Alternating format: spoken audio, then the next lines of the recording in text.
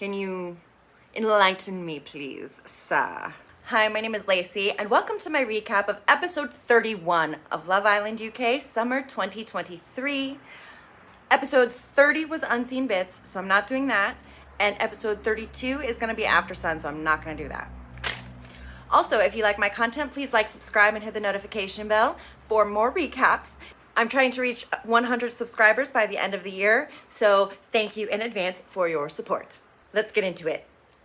We have already met the Casa boys. They go around and introduce everybody, and Whitney says she wants somebody to grow with. She's feeling Uzi and Locken. And then Catherine is open, but she's really feeling Elam. Leah's good with Montel, but she's also slightly open. She prefers Uzi and Locken. Locken. I used an M. I meant an N. Locken. I'm sorry.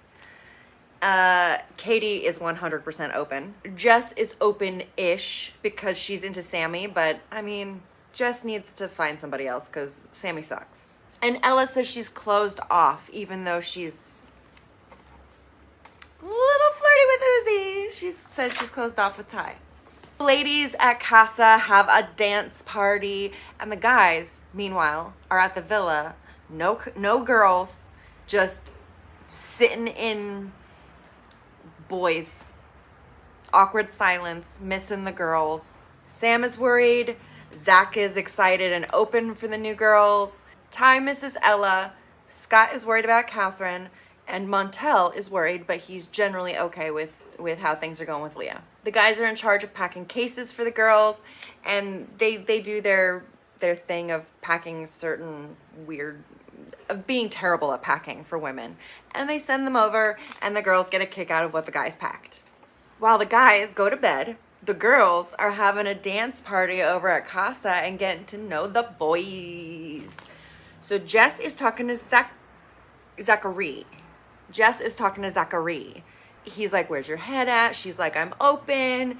He caught her eye. They talk about how important family is for each other. And they end up sharing a bed that night, in which they cuddle. Some spooning going on in bed. Good for you, Jess. I approve. Whitney and Locken are talking, and they seem like they're having I don't want to say older because they're children, but they're having an older, more mature conversation than the typical, oh, I like your eye color, you have nice teeth. So they're actually having a conversation about what they're looking for in a partner, and they're talking about how Whitney wants to settle down with somebody but not settle on somebody. And they end up sharing a bed. Uzi and Ella already know each other from modeling gig outside, and Ella thought that he was going to make a move on her, and he never did. So there's some unfinished business there, some flirty. She's very kind of like, ooh, and they end up sharing a bed. Cody and Katie decide to share a bed, but they don't really show much discussion or chat between the two of them. They just like, they start to talk, and then they cut to somebody else, and then they cut back, and they're like, I guess we're sharing a bed. So I have nothing to say on them. Elam and Catherine are speaking, and they are really liking the connection. They're vibing, and they end up sharing a bed. In the morning, the girls at Casa are debriefing and talking about the new boys. Mostly the girls are trying to tell Ella to explore things with Uzi and at least chat to him because they think that Ty will be doing the same thing. Elam and Catherine are speaking, and Catherine kind of throws Scott under the bus, saying that he cares too much about others' opinions and that Elam doesn't, and she likes that about him.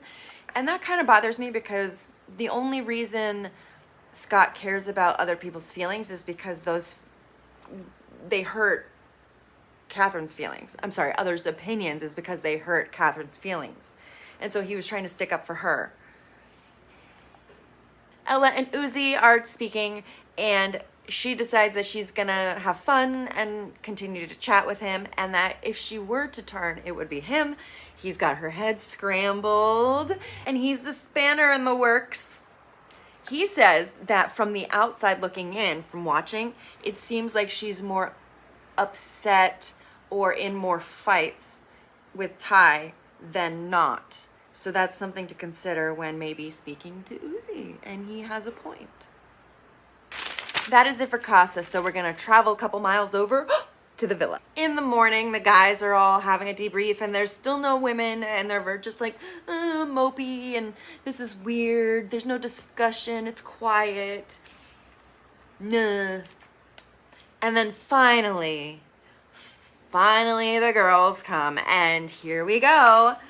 The new girls. We have Gabby. She is 24 from Newcastle and she is a stylist. Tink is 26. She's a project manager from Birmingham. Abby is 25 from Hampshire and she is a flight attendant. We have Abby and Gabby. Danielle is 25 from Liverpool and she is a recruitment assistant. Amber is 19 in college studying graphic design and she is from Buckinghamshire. I think you should at least be, well, this is UK. You can drink. Never mind. I was going to say you should at least be able to drink. I feel like you should at least be 21, but that's US and this is the UK, so never mind. And lastly, we have main character Molly. Back for more. Woo. She is here for Zach, obviously. The guys are very happy to see the ladies and they're like, that looks like Molly. I think that's Molly. Oh, that is Molly. And everybody's shocked and they hug her and everybody hugs and gets to meet everybody. They make their introductions around the fire pit. Zach is just kind of dumbfounded with the whole time. In their introductions around the fire pit, Ty does say he's closed off for Ella. After the introductions, they split off and the guys are talking and Zach is happy that Molly's here and he says like, yeah, I was shocked. I'm still in shock, but I am happy that she's here. It was unfinished business.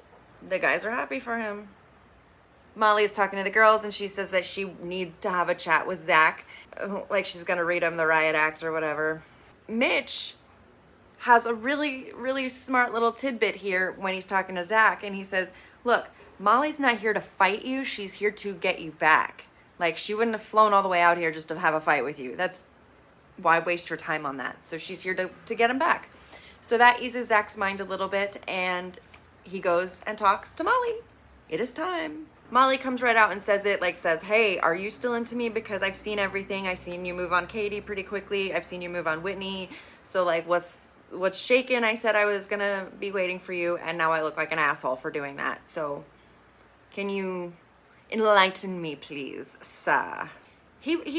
Zachariah he doesn't say, like, anything. He just kind of, duh, and he's like, you was gone. As if that's, like, I mean, it is an excuse. I don't know.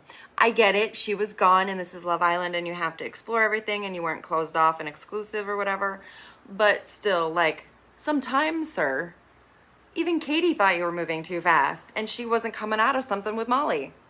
He does tell Molly that he's happy, and he doesn't want to waste this fantastic second chance they have together. So they're gonna, I guess, give it a go. I don't care. I don't care about these people. I don't care about this couple. So episode 31 ends with this will they, won't they, Molly, Zachariah thing that probably nobody really cares about. Yeah, so tell me what you thought down below. What do you think of the Casa girls? Do you think any of them are going to hit it off with any of the guys? Do you think Molly's return is a good thing or a bad thing? Let me know down below. I'm curious. Thank you for watching. I will see you next time.